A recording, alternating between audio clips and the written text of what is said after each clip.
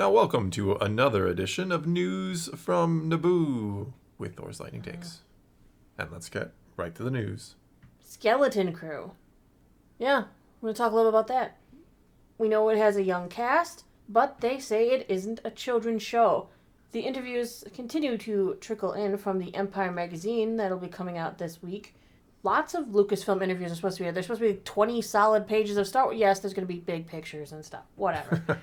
Those are solid pages. But the most recent report includes comments from the Skeleton Crew co-creator, Christopher Ford, and the star, one of the stars, Jude Law, kind of regarding some of the elements of the show.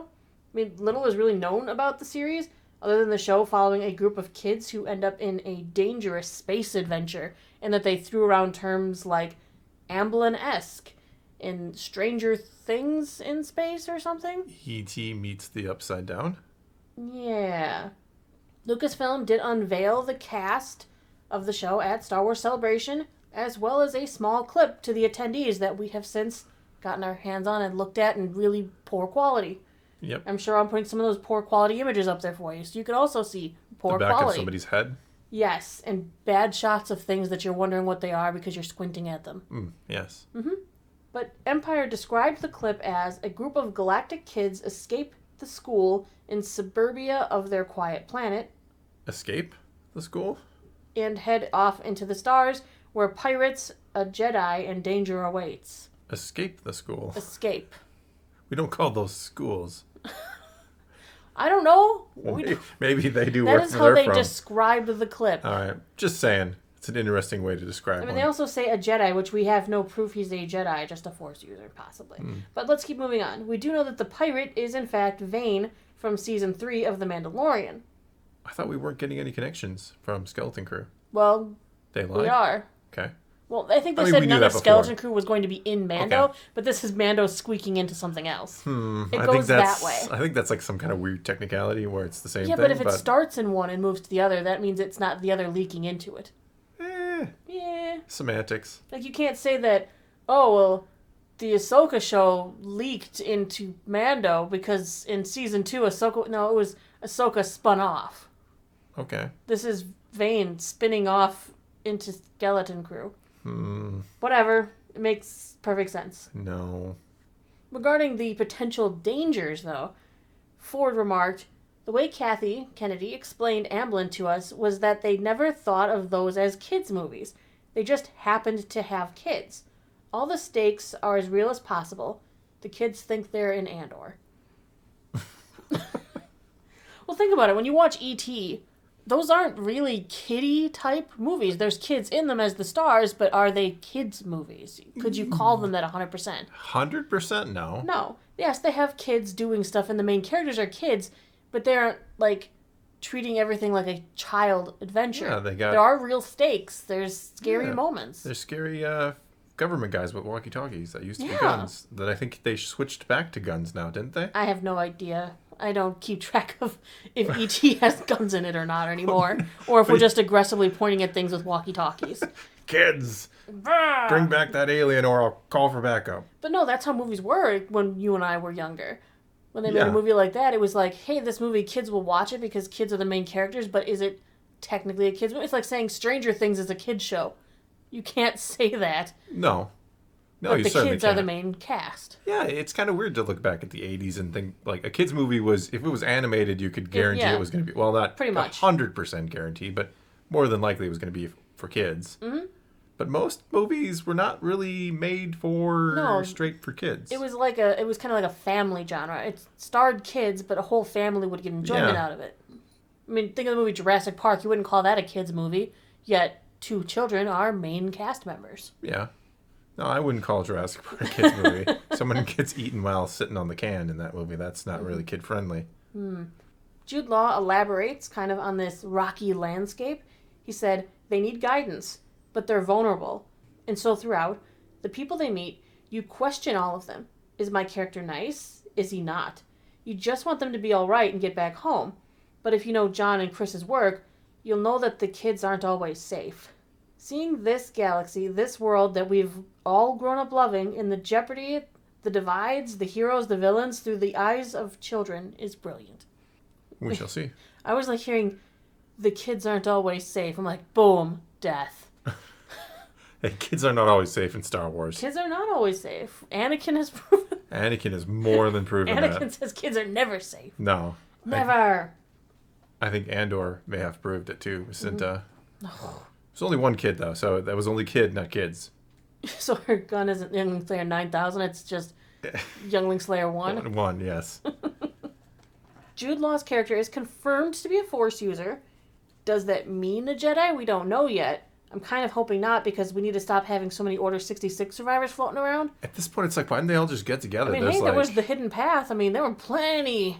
Yeah, well, I mean, at this point, there's so many of you. You're like, come on, guys, just get together. You guys could have taken down Palpatine. It would have been great. And he hasn't shied away from hinting that his character might have a morally dubious nature. So maybe just a Force user trying to make his way about with dubious means. So he's not a Jedi. What kind of Jedi has dubious nature with kids? That just sounded weird. I'm sorry, all. Well, Skeleton Crew is currently in post-production, scheduled to debut late this year. Hopefully not early next year. Writer strike? No, the writer strike isn't going to affect that because it's already written. They're almost done filming. Oh. Yeah, they're in post-production. They're like done. That's right. Which one? Oh, I guess I'm thinking of Acolyte because that's still filming. Yeah, we'll get to that. That's actually what we're going to talk about now. See, nice segue. Yeah. So we've got Manny Giacchino's in it, and he says he's just going to be a regular guy trying to have a good time in the Star Wars Acolyte series. Regular guy making his way through the galaxy. Well, I fell in love with him as an actor. He played Jason Mendoza in the sitcom The Good Place. I've never seen it. No, but it was really funny. You watched all that, and I was And he was like a cult audience favorite in that, and since then he's popped up in other things. But he's also in The Acolyte, the series set over 100 years before the events of the Skywalker saga, taking place at the tail end of the High Republic era, which is from books and comics that aren't all that good. Survivor. You've read one of them. And Survivor as well as now. Delved into that. I've read more than one. Really? Yeah, you've read some Phase 2 stuff. Yeah. Which isn't as good as Phase 1 in my book. I wouldn't know. No, you wouldn't know.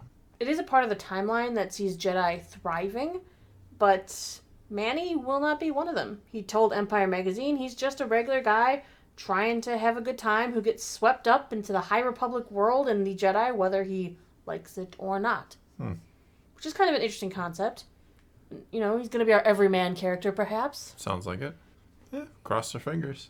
Headland has said that the series that she pitched is kind of like Frozen meets Kill Bill.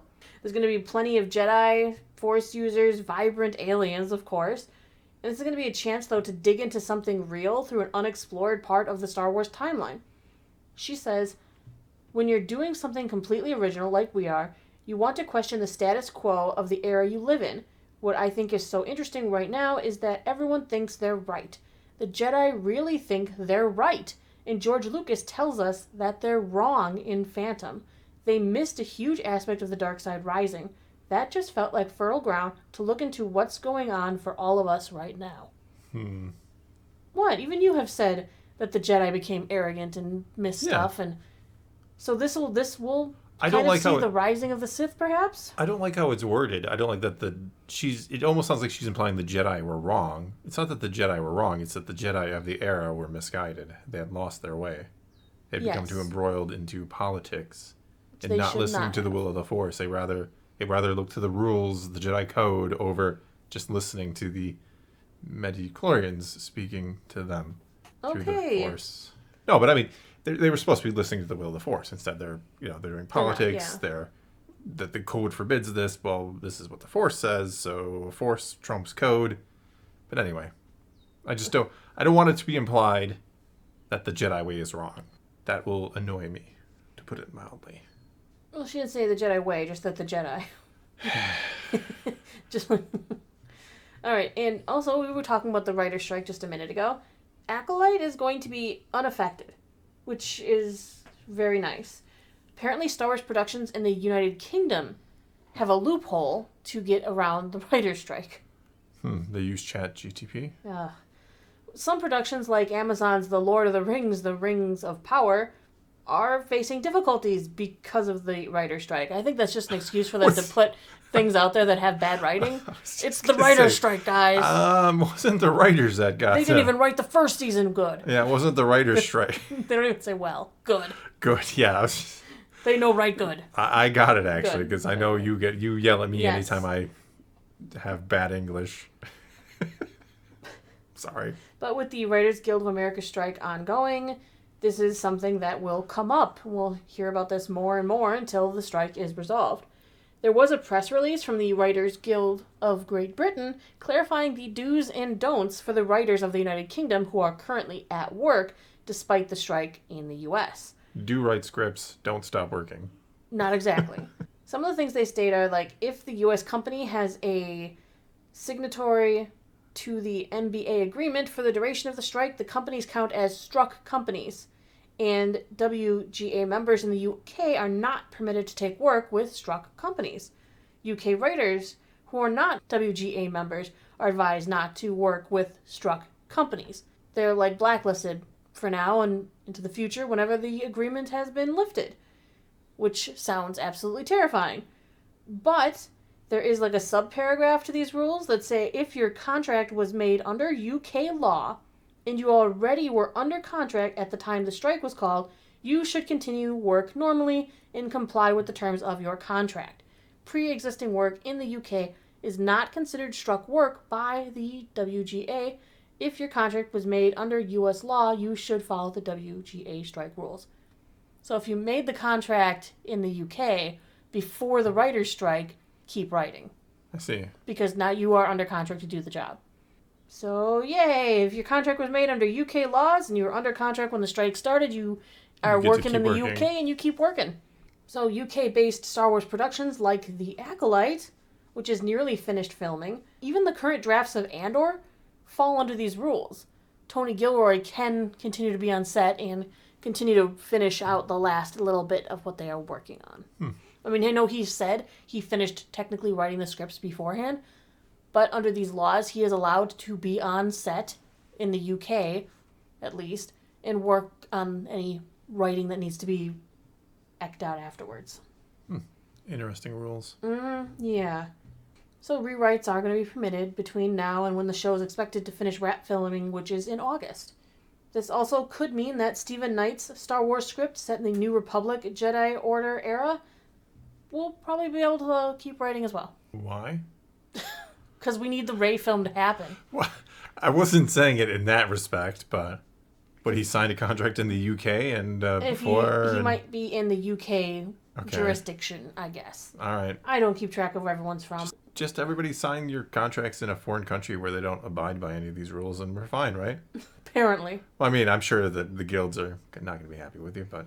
Well, and they are all going on strike as well with the American Guild. It's just if their contracts previously existed, they're going to finish them out first. Yeah, I was kind of making a joke there, but... You're so funny. Not always. All right, moving on to New This Week in Star Wars. Wednesday, we've got for comics, Darth Vader 30... You're going to, like, blink and the whole section's going to be over, so stop wrecking.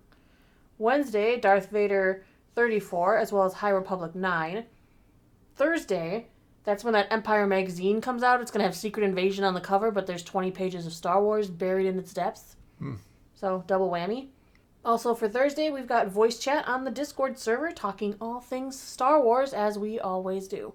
Maybe some Survivor spoilers this time. Maybe. Plus, we kind of branch out and start talking about a lot of other things sometimes, just because... That's what we do. That's what we do.